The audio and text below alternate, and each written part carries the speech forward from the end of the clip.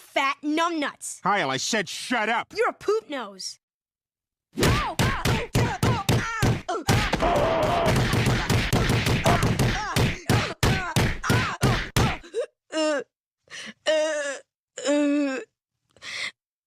Peter fucking Griffin, look at me, and don't you dare move a muscle. You are a grown man wrapped in the costume of a joke. And tonight, the punchline landed on a child. I don't care how sharp Kyle's tongue was, or how relentless his insults sounded in your head. Words are irritants, Peter. Bruising to the ego, yes. But you answered them with your fists, and that response exposes something far uglier than mockery ever could. You possess the physical mass of an adult, and the emotional restraint of a tantrum. That imbalance is dangerous. It is the reason societies invent laws, and the reason men like you end up staring at consequences they never bothered to imagine. You were not provoked into bravery, you were baited into stupidity, and you took it eagerly. So hear me now, Peter, and let this sink in deeper than any bruise you left behind. The next time you feel that heat rise in your chest, you will remember this moment. You will remember that every swing of your arm writes a future you may not like reading, because people forgive insults. They do not forget violence. Control yourself, or I will fucking tear your arms off limb by limb until you stop screaming, and I will make it slow. Let this be your last warning, Griffin.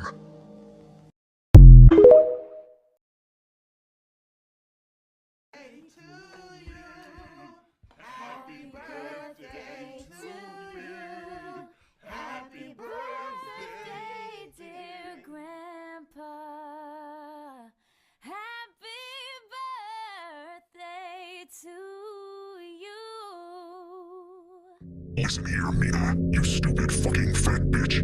You think it's fucking cool to ruin your grandpa's birthday party with your fucking terrible and revolting singing? I need you to explain why you sang happy birthday like you were the emotional centerpiece of the room. That soft, shaky voice, the long pauses, the looking around to see who was watching. What was that? This wasn't a performance. It wasn't deep. It was a birthday song for your grandpa. The man liked to blow out candles, not sit through a dramatic interpretation like it meant something profound. You could have clapped along. Instead, you turned it into a pick-me moment. Next time, sing it straight, keep it simple, and remember, the day isn't about you. If I see you sing this fucking terribly again, there will be very painful consequences. So anytime there is a moment where you think you can sing freely, just remember what I have told you, and shut your fat fucking mouth because I will be there. Watching your every move, listening to your every inhale and every exhale. Do not do this shit again, Mina.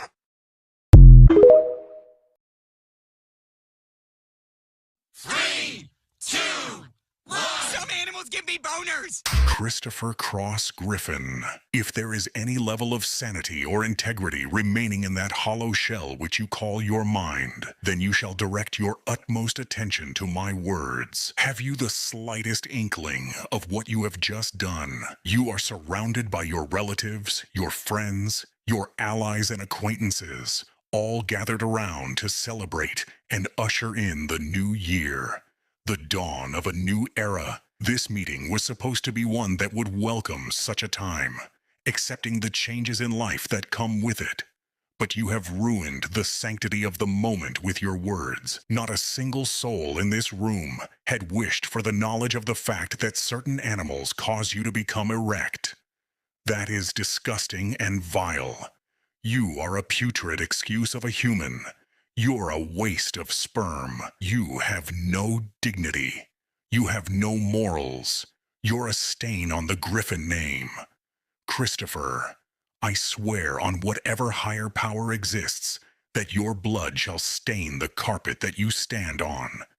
It will paint the home that you have insulted with your very presence. Your bones will shatter like shards of glass and crunch like leaves in autumn. Your heart will stop beating, and your soul will be dragged into the depths of hell.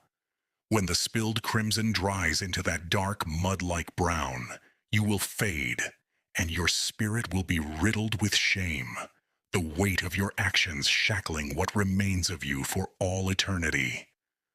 You make me sick. Go to bed! You're the boss. I thought I told you to go to bed. Yeah, right, bread. You said go to bread. B-E-D! Bed! Oh, bed. Bartholomew J. Simpson, listen carefully. When Lisa said go to bed and you smugly went to bed, that prank was not clever, not cute, and not funny. You wasted time, mocked your sister, and turned a simple rule into noise. Jokes that confuse on purpose hurt trust. You deserve real consequences, loss of privileges, extra chores, and a sincere apology delivered now. This behavior shows disrespect and laziness, and it must stop tonight so you learn boundaries, accountability, and basic decency. Stop.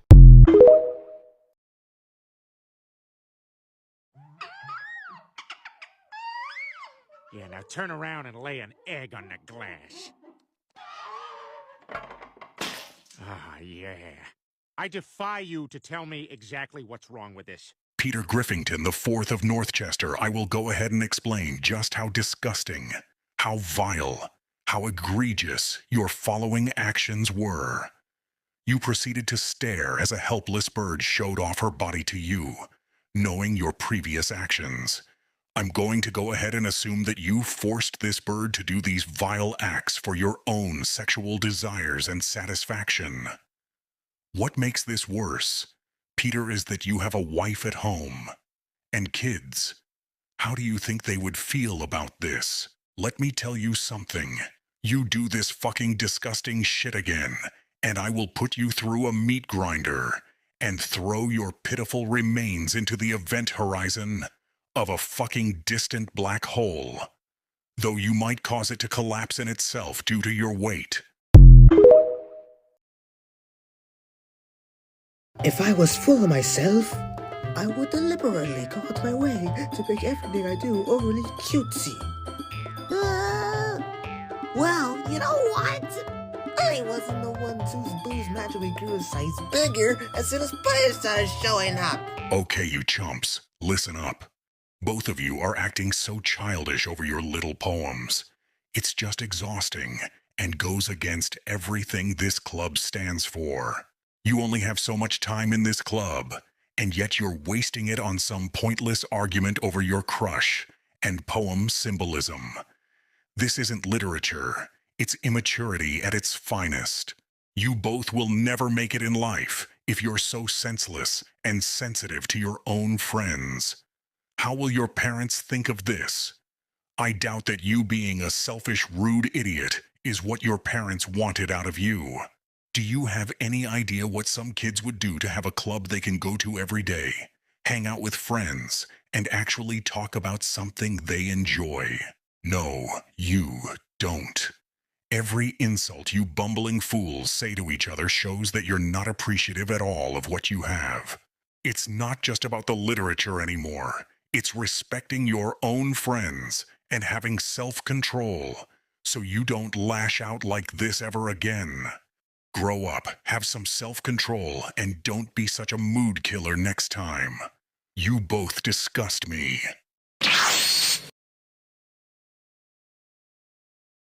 I'm just gonna go. Sorry about that, Natsuki. What?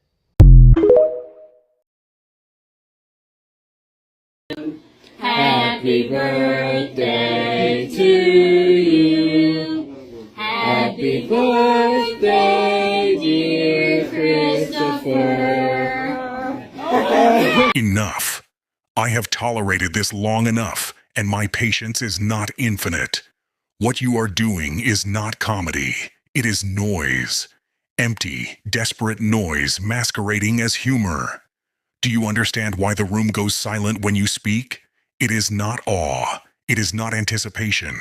It is collective discomfort. People are not laughing with you. They are bracing themselves against you. Your jokes lack structure. They lack timing. They lack awareness. Comedy requires intelligence, observation, and restraint. 3 qualities you have yet to demonstrate in any meaningful capacity. What you offer instead is repetition without reflection, motion without purpose, and confidence entirely unearned. You repeat the same gestures, the same phrases, the same painfully predictable antics, expecting a different outcome. That is not creativity. That is delusion. You confuse persistence with talent and attention with approval. And that misunderstanding is the root of your embarrassment. And worst of all, you confuse volume with wit. Being louder does not make you clever.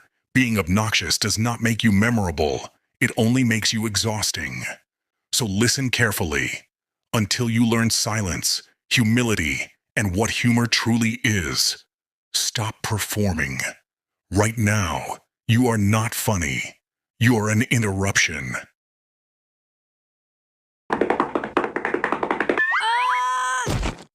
Okay, that is the last time you are gonna pull that crap. You hear me? Yes! Do you hear me? Yes!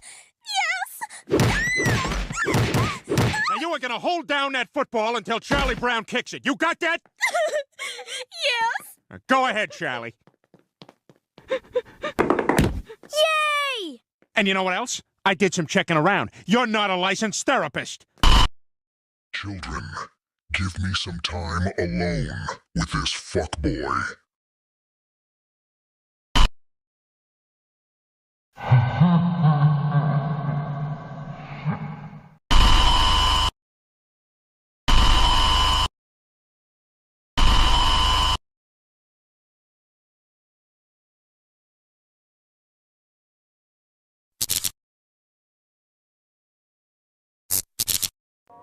Lend me your attention, you worthless piece of shit. I gave you several fucking times to correct yourself, and yet you managed to ignore every single one of my warnings, like a motherfucking bitch you are. This is your end, you cum stain. You hit that young girl like she was an object, you cocksucker. You will die in the most painful and miserable way possible. You will feel your insides turning into liquid. Then your neck is going to open, and you will not survive. I put an end to your bullshit life.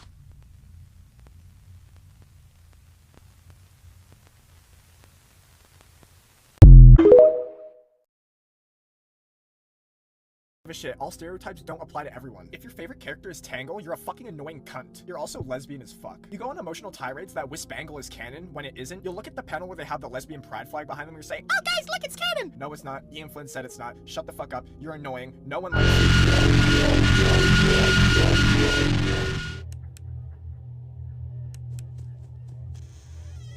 you. Where are you going?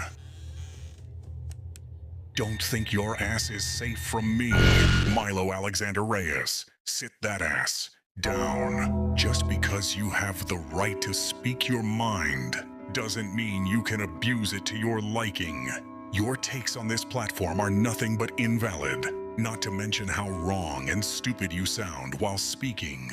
Hear my words, and hear them clearly. If I catch you making another invalid take within my sights again, I will evaporate your ass from this planet, bring you back and do it again, and again, and again.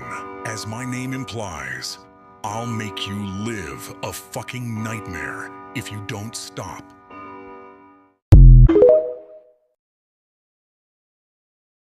You know, I've lost a ton in Vegas, but I never thought I'd lose my life there. Did you just think of that? Yeah, just now. You know, you are seriously funny, man. I know I crap on you a lot, but sometimes when I'm driving, I think about stuff you say and I laugh. Peter Lowenbroy Griffin, you know what? Instead of me doing the talking, let me get my little friend in here. Peter Lowenbroy Griffin, listen here and do not fear, because what you have done just now was a truly endearing display of friendship and appreciation. Not only did you give Joe Swanson a compliment that clearly came from the bottom of your heart, but you did so while you fully believed both of you were facing the final moments of your lives. Something that multiplies both the sincerity and the courage of what you just did tenfold. You chose kindness when you thought there'd be no tomorrow, and that says more about you than any heroic last stand ever could. My advice to you, don't brush this off. Sit with what it says about you. The next time you find yourself jokingly tearing someone down like you've done in the past, Remember this moment because it came from somewhere real when it mattered the most. And Mr. Swanson, because I know you're listening, hold on to what he said. Believe it and make it count as you continue your beautiful friendship. For me, there's only one thing left to say. Bravo, Peter. Bravo.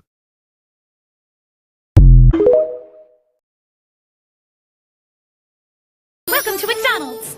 Will you be eating here or to go? Yes, I eating here.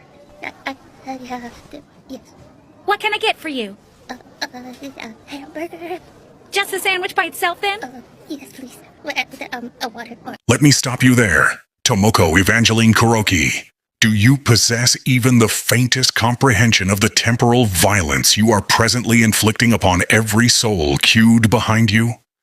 You stand there, quivering like a poorly calibrated seismograph, asphyxiating this entire establishment with your pathological dithering.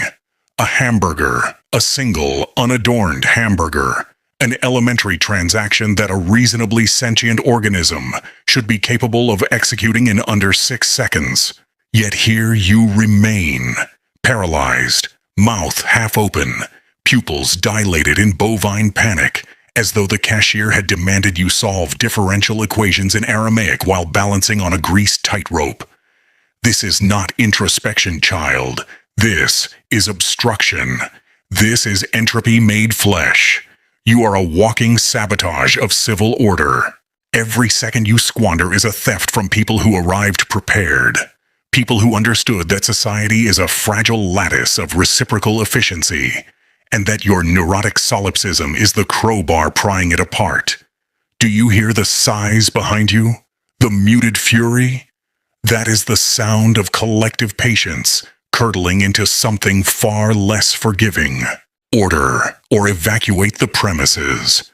But if you force me to witness one more millisecond of your trembling existential indecision, I will personally ensure that the remainder of your day is remembered as an object lesson in consequences. Speak now. Yo, I got like hella.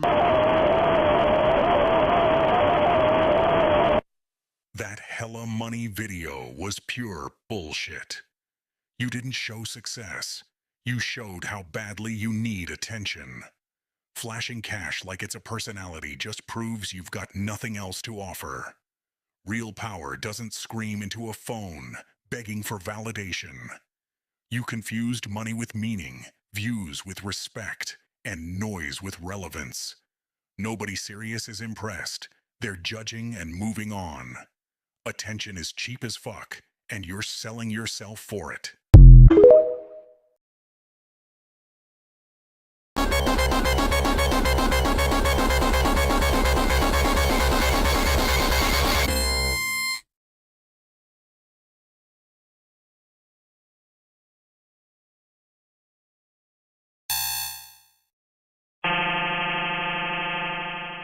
"2011 Void Tholmu X.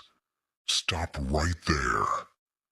Not out of mercy, don't insult me, but out of disappointment. You're about to make a mistake, and what irritates me most is that you're intelligent enough to know it. Look at him. That trembling thing at your feet isn't prey yet. It's potential. And you're treating potential like a nuisance. Killing Alan now would be efficient, yes. Quick, final, and utterly beneath you. You've mistaken inevitability for urgency. You think power is proven in the moment of destruction, when in reality it's proven in restraint. Anyone can end a life. It takes discipline to own one. He's afraid, but not fully. Not yet.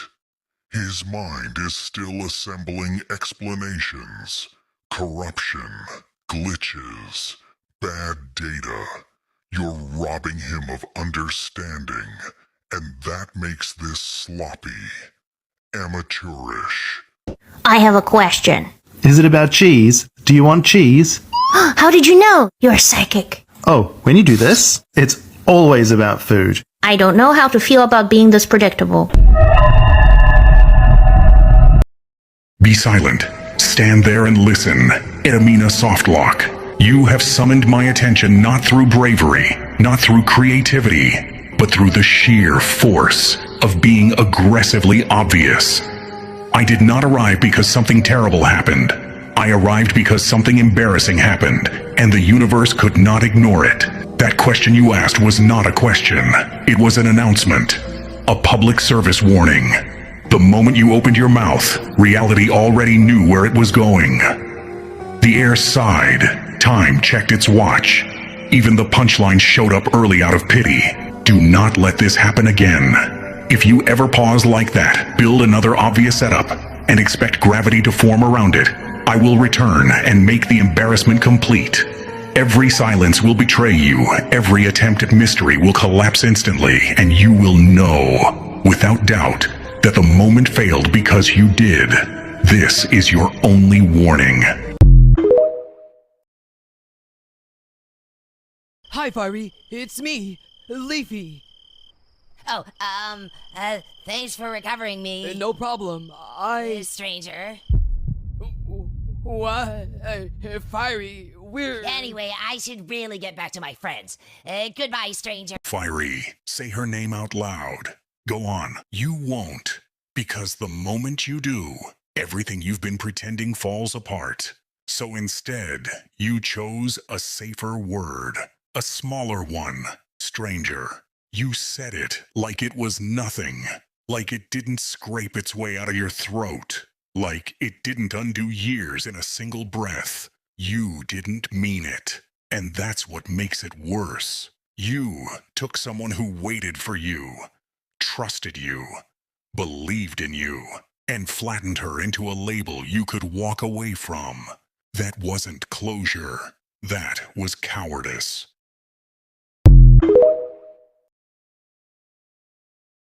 Hey, bro, why are we being so sad recently, bro? What happened? Dude, my dog got hit by a garbage disposal truck. What? Your dog died, bro?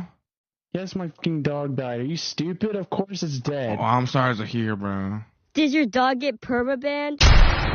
Let me stop you there, you little insufferable piece of shit. What kind of soulless jerk makes a joke about someone's dead dog right to their face? That pup was family, loyal, loving, gone too soon. And you chose to weaponize their grief for a cheap laugh. I know, but it was a joke. There is no buts. That's not humor. It's cruelty dressed up as edginess. Pain isn't punchline material, especially when the wound's still fresh. You saw their hurt and decided to twist the knife. Apologize properly. Own how vile that was. On October 19th, my parents told me, or October 18th, they told me that night, I was out at dinner with, my sister, and, we were eating, and then I got back home, and I walked upstairs, and, I looked into the living room, and I saw my family. Aw, listen the fuck up, nobody gives a shit, Harper. Because the way you start a sad explanation, just to drag everyone through an endless graveyard of, like you're buffering on 2G Wi-Fi is genuinely infuriating. And by the time you've circled the same half-formed thought for the 15th time without landing anywhere near a point, the sympathy is gone. The room is spiritually exhausted, and it feels less like you're explaining something and more like you're holding everyone hostage with filler noises, dramatic pauses, and absolutely zero substance, to the point where even the air is begging you to finish the sentence and move on with your life. You dipshit.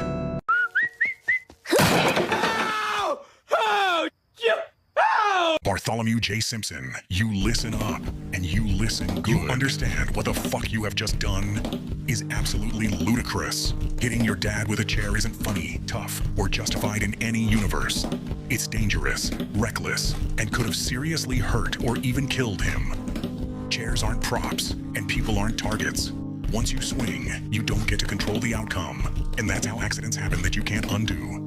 If you've got issues with your dad, those need words, space, or help from someone who can step in, not fists or furniture. Real strength is knowing when to stop, when to walk away, and when to admit you messed up. Instead of doubling down, you only get one father, and moments like that can shatter trust, respect, and safety in an instant. Own what you did, apologize without excuses, and figure out a better way to handle your anger. Growing up means learning self-control before someone gets seriously hurt, before consequences hit that you can't joke your way out of. All right, class, 2 things today. I'm no good at math, and I don't have a certificate to teach driver's ed, so I hired a math tutor and a driver's ed guy. Okay, so do you use my car, or do you have like a special one you brought? I'm the math tutor. Really? No way. So that means you're the driver's ed instructor, yes. Well, I'll be a son of a gun.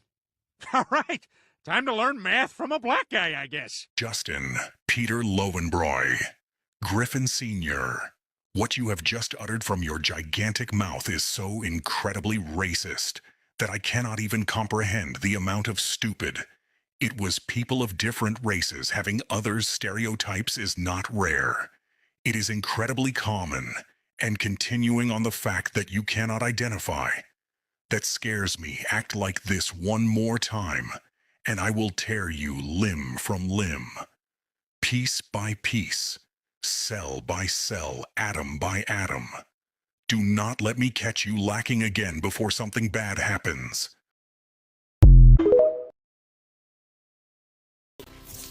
If you're hater, what the hell is your problem? Attend carefully.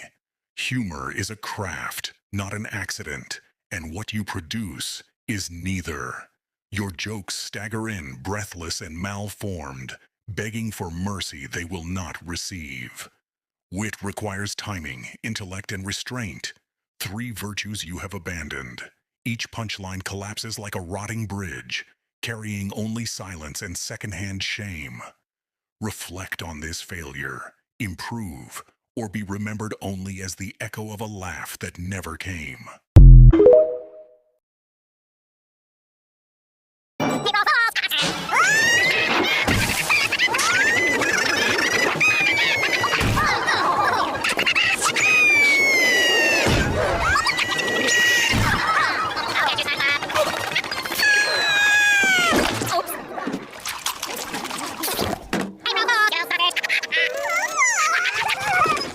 I was just kidding! Come on! You guys know I was just kidding, right? Listen closely, Squidward tentacles. The things that you did to poor SpongeBob are absolutely atrocious. I give you 7 days to regain your worthiness of living on this planet.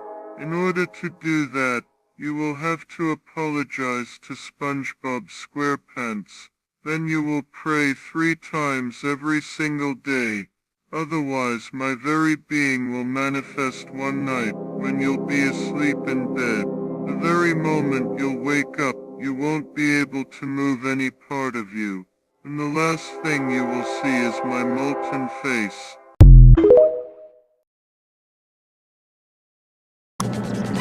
Still no pickles! See? Yeah. You failed again, SpongeBob Loser Pants. Wait a minute! Look! He's been hiding the pickles under his tongue the whole time. And there's the pickles from last time, too! And there's my car keys. And there's my ride. And just where do you think you're going? Bubble, boss. You don't get to flee from what you created. You stood there with lies rotting in your mouth, hiding pickles like a parasite hides in flesh.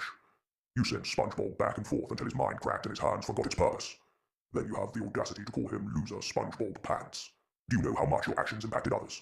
You're a fat, greedy, selfish, and dishonest leech dressed up as a customer, and now you think distance will save you. No, I exist for people like you. I am what waits when excuses run out. You will stay. You will listen. And before this ends, you will understand that every step you forced him to take has been counted, and I have not forgotten a single one. Grape juice in a Ziploc bag? I have to make my own Capri Suns. Hey, stupid! What the hell are you doing? That's my daughter! Yeah? What are you gonna do about it? What am I gonna do about it? I'll knock your teeth down your throat and out your butt, you little bastard. Oh, you think that's funny? Him spilling juice all over the floor? This is gonna make people's sneakers sticky, and then we're gonna have to listen to all day. Well, I won't have it. Get on your knees and lick that up. Peter flipping Griffin. The way you stood up for your daughter in a vulnerable time for her was absolutely commendable. You really proved yourself to be an upstanding father and put those pathetic bullies in their place, my dude. This kind of behavior really shows how much you love and care for not only your family, but the greater good of society, and I don't expect those idiots to bother anyone again after such a brave act. Well done, Peter. Nigga. Who's that?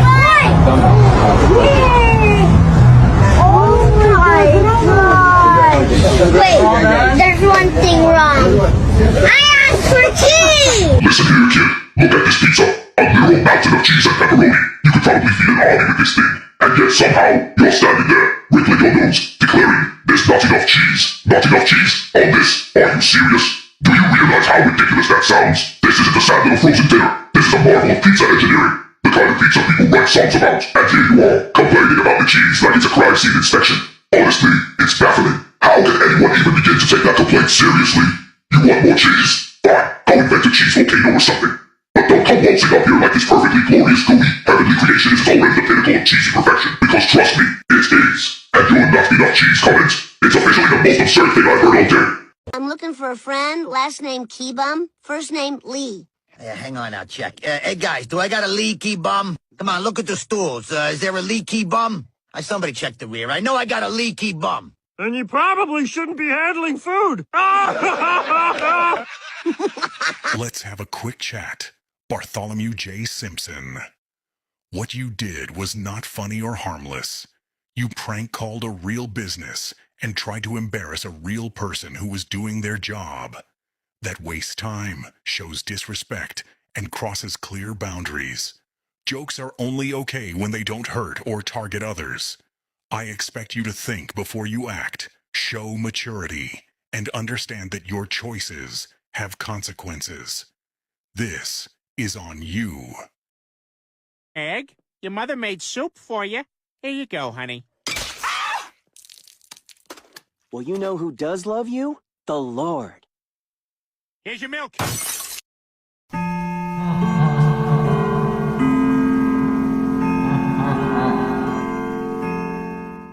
Peter Lowenwald Griffin, return to the scene immediately.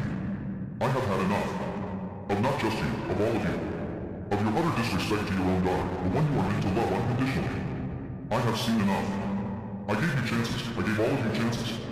To throw food in your daughter's face, especially when in such a damaged state, and to add insult to injury by throwing a glass of milk at her face after. I simply cannot anymore. I need to call backup.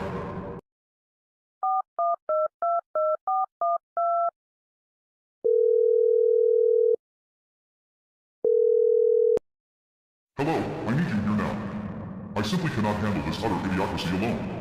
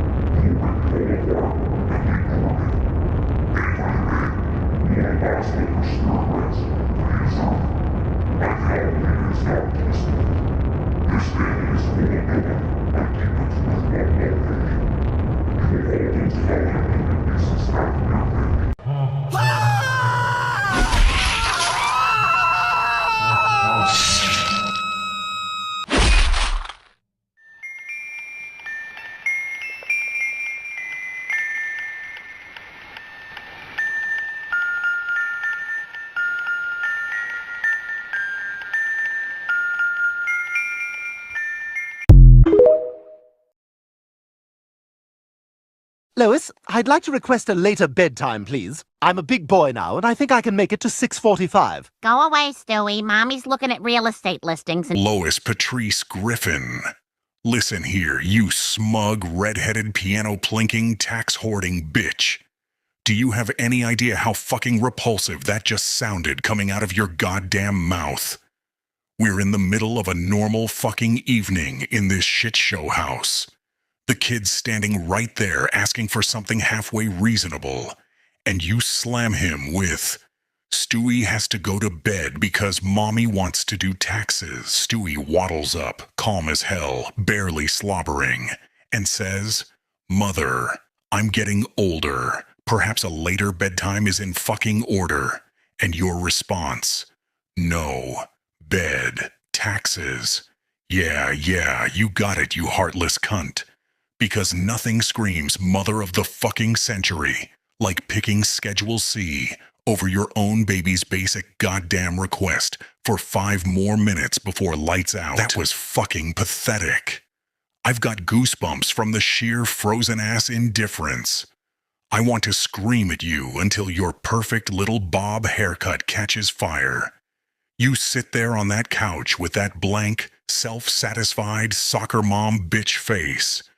Like you can't even grasp what the fuck you've just done to him. Let me make it crystal fucking clear. You've contaminated bedtime with your soul-sucking adult priority bullshit. You've turned a simple, innocent plea for a scrap of extra wakefulness into something grotesque and dismissive as hell. That's not parenting. That's emotional fucking abandonment dressed up as responsibility. This isn't I need quiet time.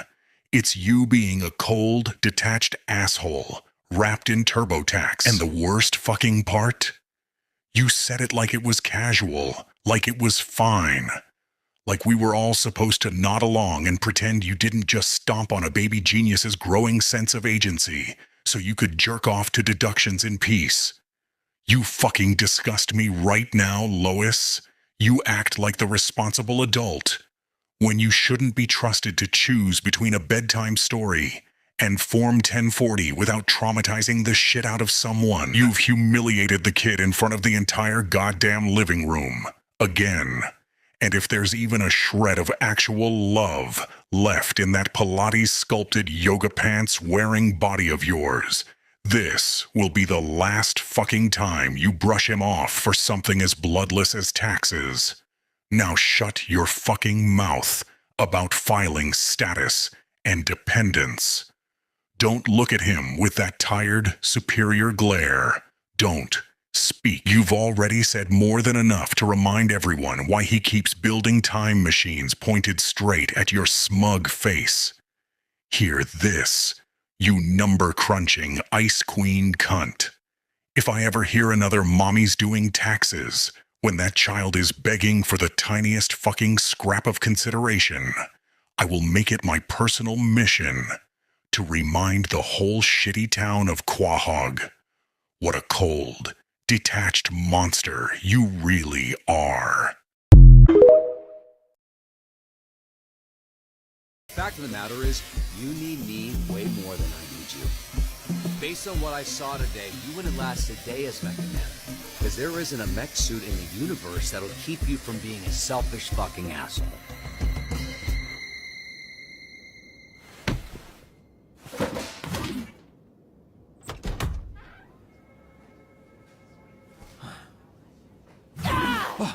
Feel bad. Good. Fuck you. I'm gonna need you to stop right there, Courtney, aka Invisible. Lend me your attention and sit with the silence you have created. Do not speak. Do not breathe. Don't even blink. That act you have just done to our dearest Robert Robertson III is completely unacceptable.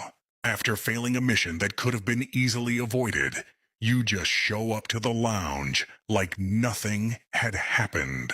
Not only did you trash the place, an innocent civilian was sent to the hospital due to your mistake, and then the suspect got away scot-free.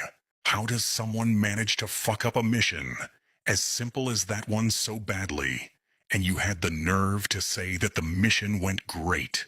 No, that mission went horribly, and it could have went way better if you had just done what you were told.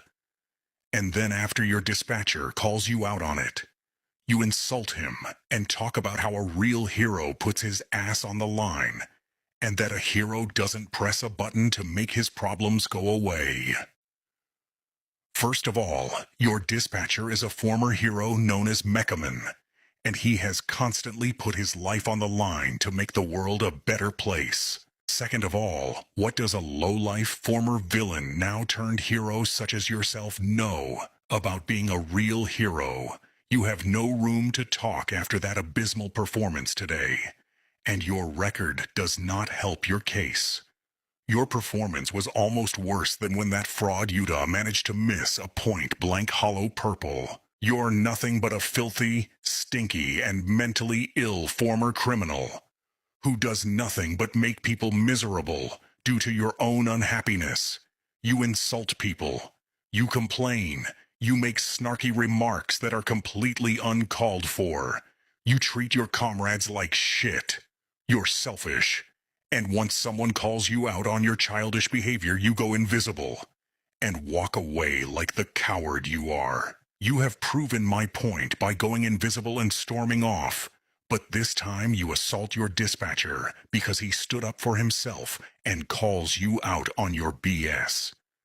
Invisible, you my friend, are the definition of a piece of stinky shit, you are-y.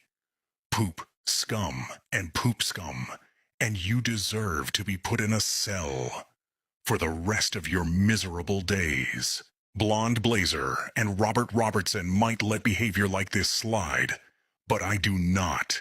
And if I ever witness with my own 2 eyes you doing some bullshit like this again, I will track your coordinates, and at exactly 12:37 at night, I will pull up to your crib, and while you sleep, I will harvest your soul. I'll rip you limb from limb, and I'll use that filthy tongue of yours as a personal ass wiper. And after I'm done, I will reconstruct you, and I'll do it all over again, over and over, like a endless loop, similar to what Diavolo had endured in JoJo Part 5. Thank you for your time, patience, and understanding, and please, move on with your day.